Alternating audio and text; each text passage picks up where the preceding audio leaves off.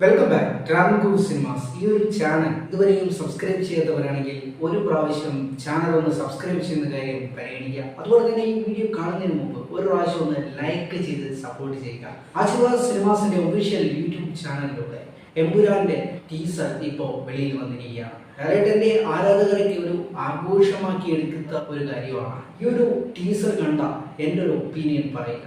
അതായത് മലയാളത്തിൽ ഹോളിവുഡ് ലെവലിലെ സിനിമകൾ നമുക്ക് മുമ്പിൽ എത്തിയിട്ടുണ്ട്. അതൊന്നും ജനങ്ങൾക്ക് അത്രയ്ക്ക് സ്വീകാര്യതയായിരുന്നില്ല. പക്ഷേ നമ്മുടെ ലാലേട്ടൻ വെറൈറ്റി ഗെറ്റപ്പിൽ എത്തുമ്പോൾ എന്താണ് അവസ്ഥ എന്ന് നമുക്ക് കണ്ടു തന്നെ അറിയാം.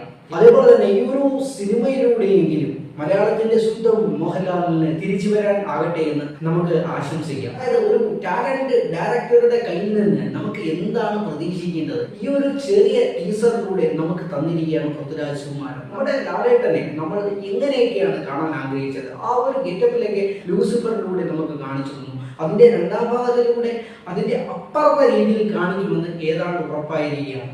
എന്തായാലും ചിത്രം ഉടൻ തന്നെ തിയേറ്ററുകളിൽ എത്തുന്നതാണ്. ഈ ഒരു സിനിമ വരുമ്പോൾ സിനിമയുടെ അഭിപ്രായം ഒരു റിവ്യൂ ആയിട്ട് നമുക്ക് കാണാം.